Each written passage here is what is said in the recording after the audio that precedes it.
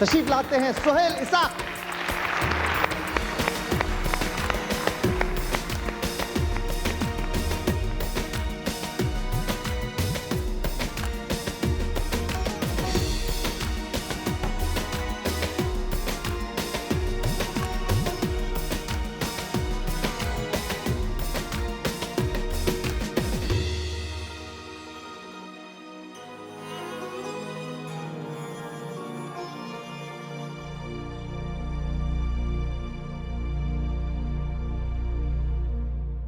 Tell us about your life. I am a writer and a teacher and a mother of 2 babies. Okay. And I've lived in several cities, starting with Washington, D.C. as a baby, and then Texas for most of my life. And that is where my whole family lives. They live in Texas? They live in Texas. Both my parents' side have many generations in Texas. Okay. And then I came to Boise about a decade ago and have lived there since. So you were born in Texas, right? My siblings were. I was born during a brief stint when my parents moved north to Washington, D.C.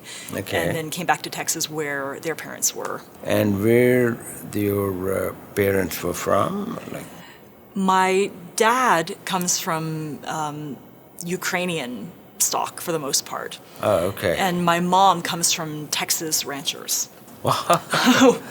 All right. All with many children, 11 children in, rural Texas. So tell us what you like most in your life, teaching or I love poetry? teaching. I love teaching. I love poetry. I have been teaching since I was about 23 years old. I taught And where you started teaching from? I started teaching at a community college in Austin Okay. called Austin Community College. Okay. And I was younger than most of my students, Yes. which was a huge lesson that I could teach them things about writing and they could teach me things about everything else. And so that has impacted me as a teacher ever since, that I always think there's a lot we can all learn in here, myself included. So I've been teaching for almost 2 decades, and then writing for longer than that, writing since I was a kid, but writing in a more systematic way for the last 2 decades again, I think. All right. And the poetry comes The from? poetry actually started also when I was a kid. Growing up in Texas, I wrote poems about things like snow, which I didn't see a lot of. And then I started publishing poetry in my 20s. Mm-hmm. And much of it then was about fairy tales. Do you remember anything from that? You can recite some of your I could poetry? recite I should not subject you to the poems of my childhood. Although I can't remember a few of them. But I can recite a lot of them. You still teacher? You teach still? I'm still a teacher. And where you teach right I now? teach through Harvard's Extension School. Harvard So it's Extension School. Harvard's Extension, based in Cambridge, Massachusetts. Okay. And then I teach online from anywhere. I've Okay. taught one class from a bathroom in a hotel in Capitola Beach, because Wow. that was where I had the best internet and my children were the quietest. But usually I teach from my office here. So what you teach in Harvard now? So I teach any kind of writing. I've done business writing, kind of basic professional communication. Mm-hmm. I do a lot of college essay writing, a lot of source-based nonfiction. So my students and I will actually watch TED Talks to try to understand how an idea can be put forth using our own stories and sources.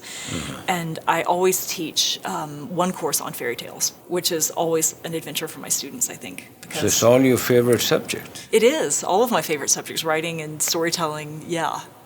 So where you at on a TED Talk? I mean, like, have you done some TED Talks? I did one TED Talk this past year, and the title of it is Edit Life Like a Poem. Okay. And I took the imagery and editing ways of talking about and approaching poems and distilling words and ideas into something very small and very potent. And I applied it to the ways that we live at home. And what inspired the idea is that about a little under 2 years ago, my husband and children and two dogs and I moved into a tiny house about the size of this room. Means? Well, 250, 275 square feet. Oh. So very tiny. So everything is in it? Everything that we need is in it. But we did move from a very big house to a very small house. So it was... So what was the reason for it? Well, that we wanted more time to focus on the parts of life that we most enjoyed. So in a way, we wanted to live More togetherness? more togetherness, more fun, more creativity, more time outside the house, more travel. So it seemed like we could kind of shed a lot of things and live in a very distilled way. So that's what got me thinking about this idea of what happens if we edit our life to be like a poem, where we only have the potent, good, memorable stuff, the kind of juicy, good stuff, and enjoy it for as long as we can. So that was what the talk was about, was kind of that distillation process and how it affected us. Oh, that's a very neat idea. So, Thank you. do you still do some poetry, like regular basis, or I do. how it comes to you? Is it something you can do any time, or you need certain environment or atmosphere, and how you do the poetry? I love that question, because I think that all of those are potentially true, and I think I've heard some poets say that it's important for a poet to be able to write anywhere, leaning against a tree, just, not to be precious about where when we write. But I've also heard people say it's so important to have a schedule and write every day at 9 a.m. And I feel like I've done both at different times in my life. And what I've settled on for the last 8 years for poetry writing, and this of course involves you, because you were one of my early poetry inspirations. For about 8 years now, I've written a poetry project called Poetry for Strangers, where every week when I just in the course of an ordinary day, will get into conversation with a stranger, and each week ask them for a word that I can use in a poem. And that has been, and you gave me the word blessed. I don't know if you remember, but you gave me the word blessed. Wow.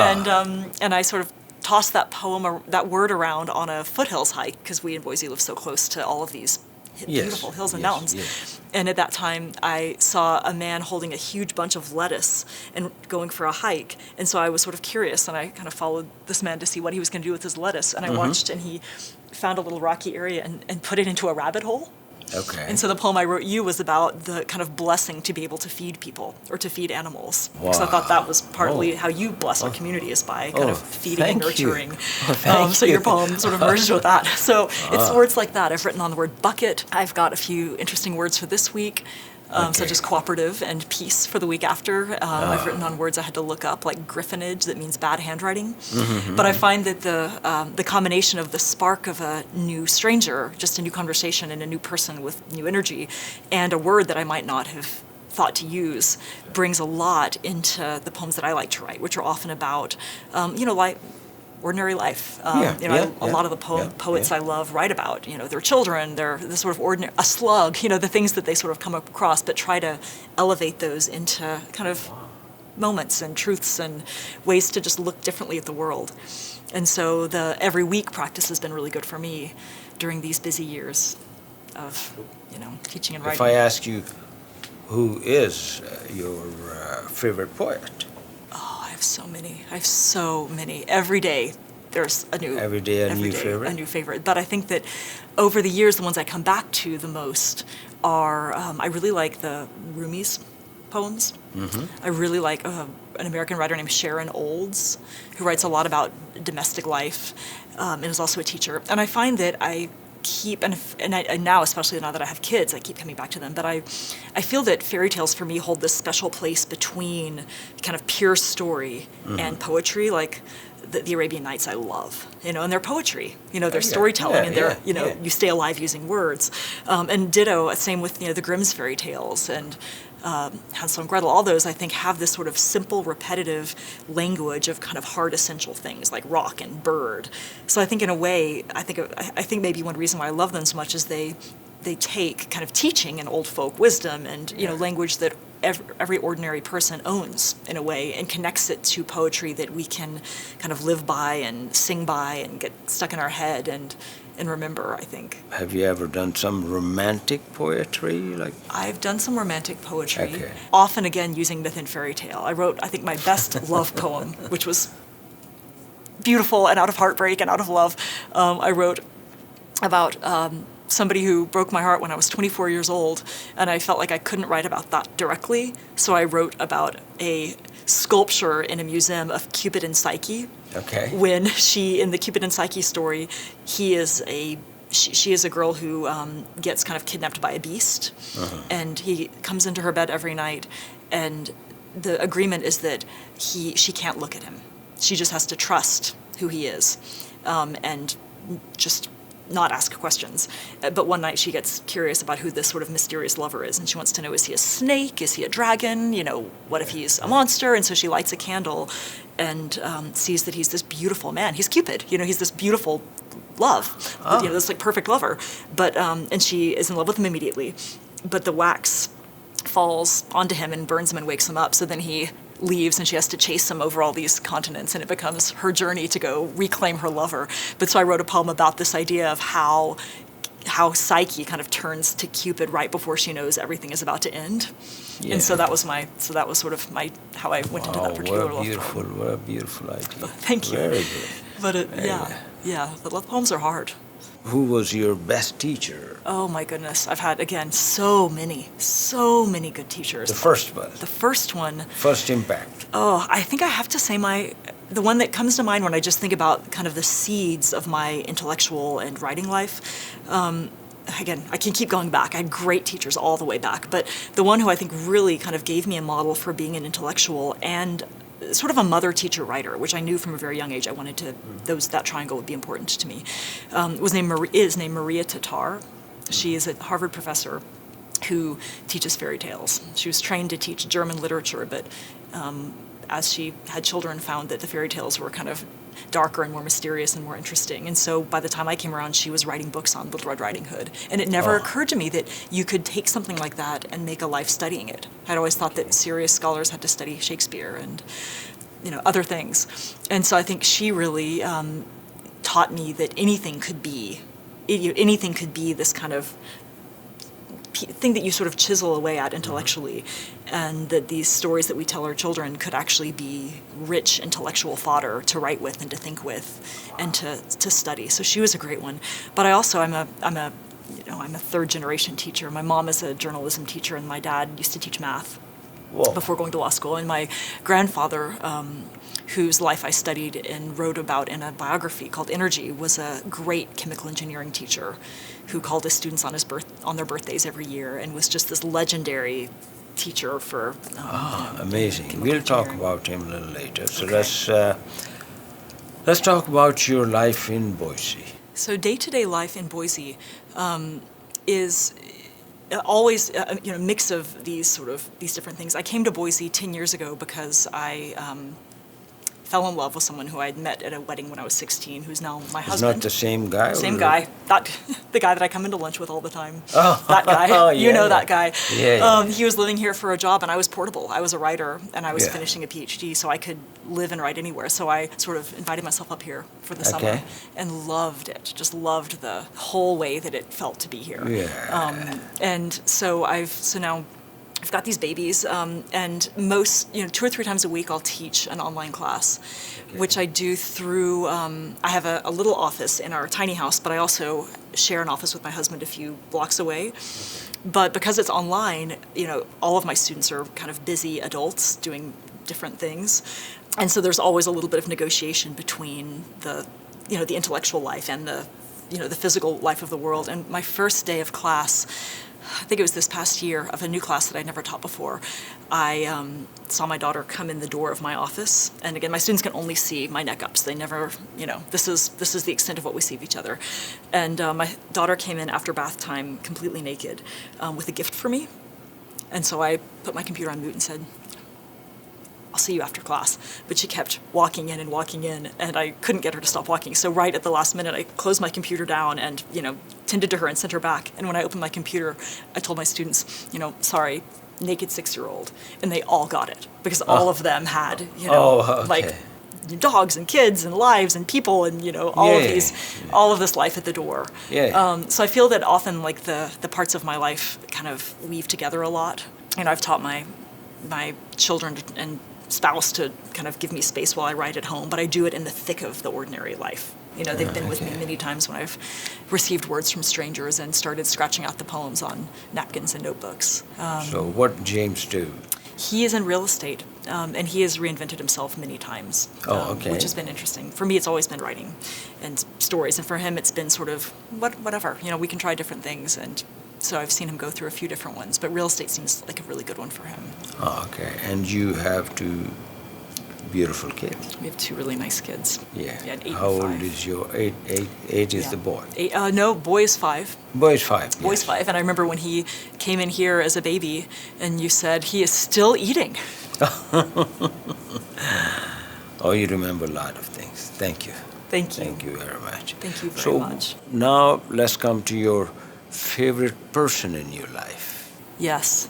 Again, many who have impacted me along the way, but the one who's The been most favorite. well, the one who's been on my mind the most, and who I think has influenced me in adulthood, I think the most, is my grandfather, who died this January at And age how 103. old was he?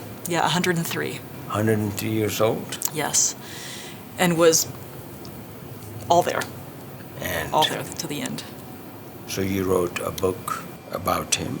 Yes. And what is the name of that book? The name is Energy, Energy. And why you chose that name? because he was so energetic. Just a phenomenal amount of energy. At age 98, would be on the bottom floor for a conference and charge up the stairs.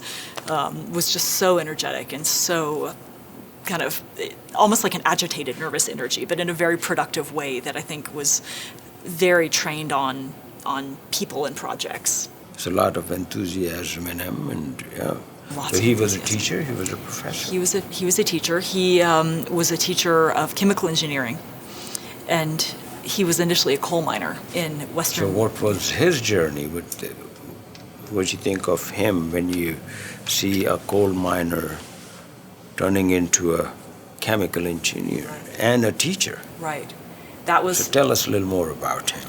Well, I think that was the great kind of surprise and kind of the quest for him, that when he was a kid, all he knew was coal mining, and everyone in his community. So where was he doing the coal It was mining? Y&O, Pennsylvania, a little kind of coal town in Pennsylvania, where many, in his case, Ukrainian immigrants came in, and everyone worked somehow with the mine.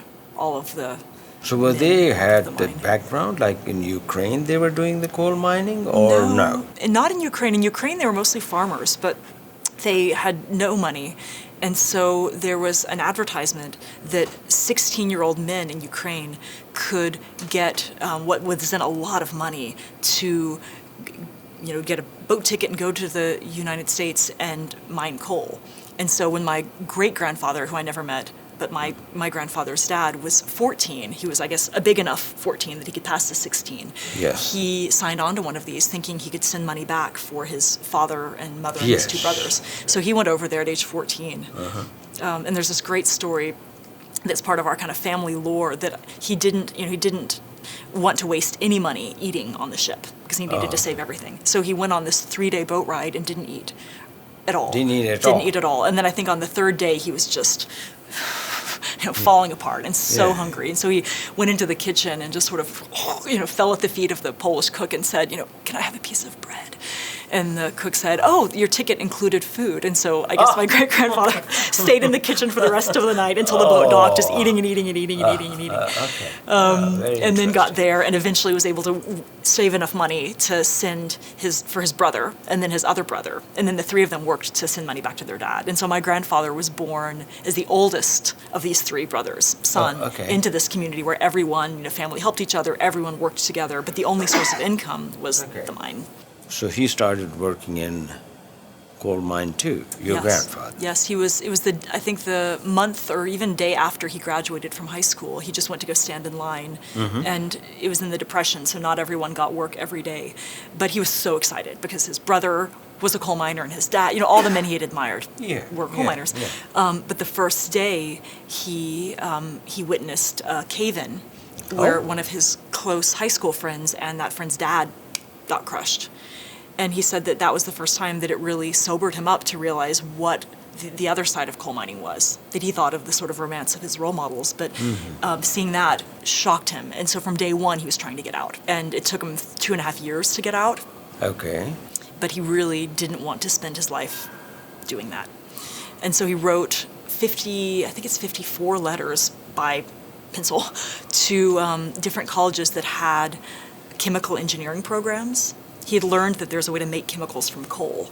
And so he thought if he could, take what he knew of coal, that felt somehow connected to his, his legacy. And, it had to be about coal somehow. Yeah. The pencils related to, made from coal. But he tried to get these colleges to accept him and give him work and, funding to study. Some kind of and they all said no. They all said no. They all said no. And then finally, one tiny little college called Tri-State said, sure, we can give you a job and we can give you a spot. And so he left Wyandotte, Pennsylvania to go there. All right. And finished college very quickly with all of these odd jobs, like working as a cook in the sorority house and cleaning a dentist's office. And I think he got free room and board in exchange for fixing the roof. He had all these jobs. Yeah. And so, but he was a handyman. He was a handyman. But during the time he was in college, he, the sort of the tragedies of the coal mines kept happening. His brother died in this horrible coal mining related accident. His uncle did, who he was very close to. His mom died unrelated of a cancer and sort of a botched operation. So I think throughout all of these things, I think really kind of cemented for him as a young man the sense of his own mortality, and I think that never left him. And a lot of the things that I wrote about in his book and that he was known for in terms of his kind of systems and his energy, I think were very much driven by this childhood. He kept his coal mining hat on his desk when he worked, and he had all these systems like do your exercises every morning before you shave, and get up at coal mining time, 4 a.m., 5 a.m. And I think all of those were a way of just believing if he could just do these things every day, like if he could fulfill his contract, that he would not have to go back there. But I think that there was getting always energy from the coal energy. I think he was. The distance from it was sort of, throughout his life, his biggest motivator. Yeah. All right, tell us about your writing now. So my writing right now is, I finished up a couple of books this year. I finished up a lot of books this year. One was a children's book, my first. One was an anthology of resilience stories. Okay. And we're hoping that will be a series of women's resilience stories, of men's, of teachers, of immigrants. And collaboration with an artist I admire here called Fear of the Beast, a book about just sort of how we deal with animals. And then those are in just sort of different stages of, either out or, busy being kind of produced. And then I'm now starting on 2 other books that have been kind of in the wings for a little bit. One is based on Arabian Nights, actually. Oh. And it's sort of there's so many neat adaptations of it. But for a writer, it's such a dreamy story of just story within story within story. Okay. And the power of storytelling to save the village and to transform us. And so I'm reimagining that from the relationship of the sisters. Oh, okay. And specifically the sister under the bed, who is the recipient of the stories. Oh. So you wrote a book about your grandfather. Yes. Tell us about it. So What inspired you and how long it took you to finish that book? The book was inspired in part because he's always been someone I looked up to. He and my grandmother both I was very, very close to. And when I was, I guess about 35, I was pregnant with my second born, I kind of got tapped from both the university and the family were thinking that he was still alive, he was 98, that there should be a full-length biography written of him. Oh. Because there had been hundreds of short articles. So many short articles about this coal miner who had become this kind of, much-loved professor, kind of a chemical engineering celebrity, a dean, all these things. But there was no full book. And who would write the book? And there was some talk, should we get a very experienced biographer, or what should we do? And I was asked if I wanted to do it because I have experience writing with sources, and though I'd never written a full-length biography, I've studied under great essayists and life writers, and so I said yes, I would love to do that. And at first, I was very daunted by it because it's a biography, which I had not written, and of a scientist, which I am not. And so I had to sort of think for a long time about how this was going to work and how I was going to do it and how I could make it succeed for the people who loved him and knew him and would be my target readers. At first, I just kind of went in circles around it, and then finally I think it became obvious that he was not getting any younger, and I needed to write it. I needed to get it written fast, and I could easily spend 20 years doing this book, but I needed to do the version that I could do while he was alive. So I spent some time in his archives. He was a great record keeper. So sometime was how long? 2 weeks. About 2 weeks, but I would go home and, feed my baby, then I would go back into his library, and so for sort of 2 or 3, little stints each day, starting one August in 2014, and then I would take all my notes and bring it back to Boise and try to sift through them, and it became apparent that I needed to again write the story that I could write, and so the way that I was able to start it in 2014, early 2015, was by writing the fairy tale version of his life, which I kind of think of as a Jack and the Beanstalk story. That there's a boy who climbs. Yes. And there are beasts. There's the coal mine. There are all sorts of sort of forces. But eventually, it's a story about a boy who climbs. And so I wrote his story that way, and I gave myself all of the fun and pleasure of writing all sorts of Jack and the Beanstalk poetry and fun. And I got a draft. And every time there's something I didn't know, I would just write in parentheses, XX, explain his job making bleach, explain the science of bleach, or XX, explain what Tri-State University was like the year he was a freshman, XX. So I had all of these holes, but I had a draft. And I was able to, and I first showed it to one of my first readers who reads all of the books I read. She's actually one of my former advisors, my teachers. Okay. And she read it and said, great, this is the right story, this is the right structure, now take out all the fairy tale stuff, because your audience doesn't need that. You needed it, but they don't. So I took out all the fairy tale stuff, and then I hired a great research assistant who was a scientist, and I went about interviewing many chemical engineers, and all the while I was speaking with my grandfather or emailing with him every day to get answers from him about things that I couldn't find in my research. What kind of shoes did you wear as a kid? What do you remember as being a really humbling teaching moment? What were your favorite memories of your parents, that kind of stuff. So that's when I sort of packed in those things, and and I got a lot of, my research assistants were outstanding. The chemical engineers were so patient with me, explaining the significance of this or that contribution. So then I was able to get a full draft and a good draft finished by 2016, in the early February, and then sent it to University of Texas Press, which is the university where he has taught all these years, and they were very excited and wanted to publish it, and so then it came out a year later.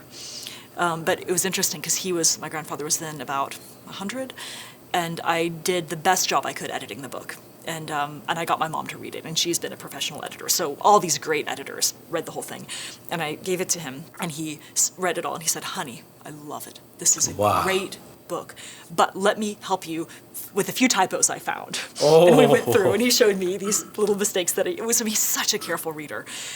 So it was a thrill to get to share it with him. That's the most beautiful part. That was the most beautiful part. That was it. That was for me where it felt like this book is what it needed to be. But it ended up being a really neat thing for students as well, and for people who I didn't expect to find something in it, who weren't necessarily scientists, but who just liked the story. It's an inspiring story. It's an energetic, inspiring story of just a neat person who kind of did the impossible. So how long he lived after that? So let's see. It was published in 2017, July. He died in January 2019 after about a week sort of sickness. And what was his sickness? I mean, I think it was sort of, he's always had lung problems. So sort of a sickness or virus or like pneumonia in the lungs. And then just everything shut down. Just system for 1 week. Everything shut down. And my parents were traveling and came home to be with him. And I think it was very, very calm, very fast, very peaceful. He was ready, so we had to be ready.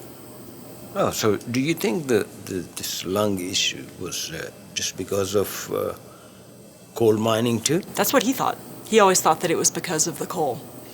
So what he did since he had such a great exposure and experience with coal mining.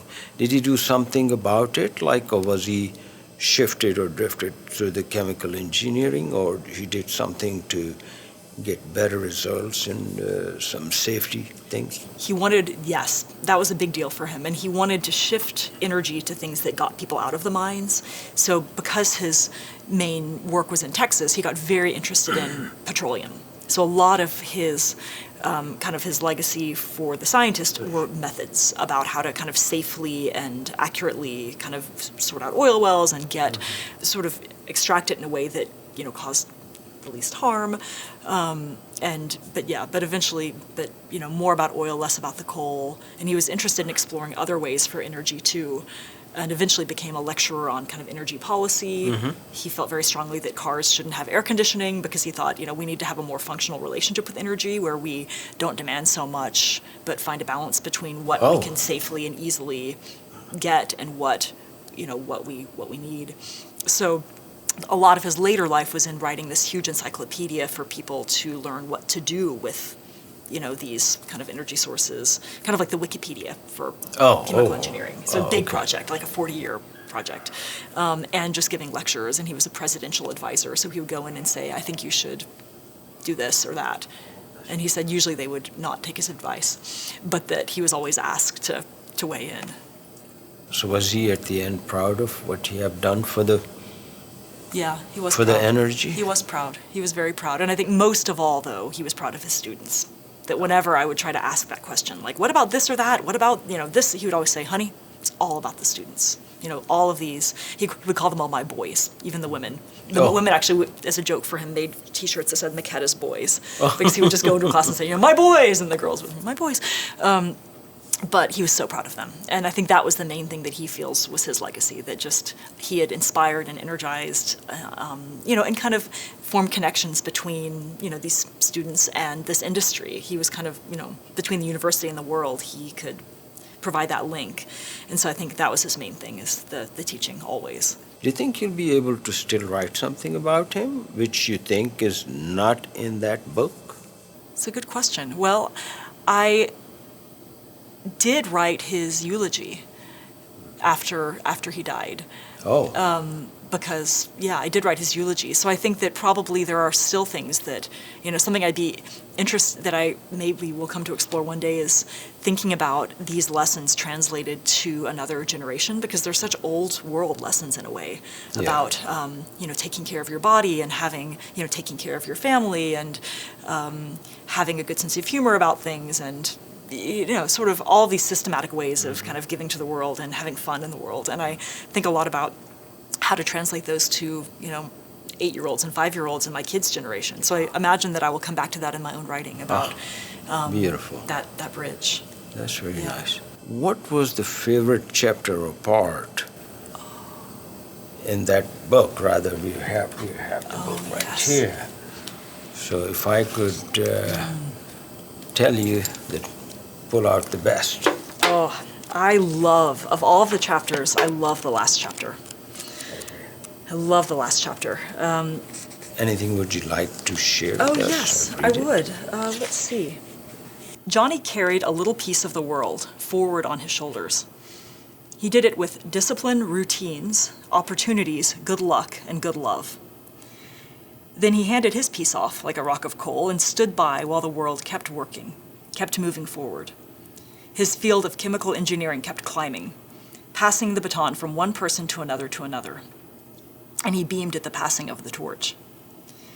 We carry what we can. We take what is offered from the people ahead of us. We do our best to take care of it for the people who come after. This was his 3-act story, his life. It is all of ours. The fairy tale has been scratching at the door this entire book, waiting outside like a good beast. Forgive me. I must let it in. Once upon a time, there was a boy who lived in a poor, rustic coal mining village. The dusty earth grew nothing, but underneath the earth you could find treasure. Clothes hung on the lines. Coal warmed up the home. Whole families slept in a single bed. Mothers birthed babies in the spells between hanging laundry, as happened when this boy was born. This boy grew up. He said aloud, I want to live a life bigger than this. He made the barter for which he grew famous, trading everything he had for a handful of magic beans, as flimsy and foreign as a paper diploma. But the beans weren't magic until the boy took them in his hand. A beanstalk grew, brilliant green against the gray smoke. Looking up, the boy thought, I could fall. A giant might eat me. Any ally could turn enemy. But he had been underground, survived the coal mines once, and he knew what was there. He knew, too, that the next and final coal mine would be death.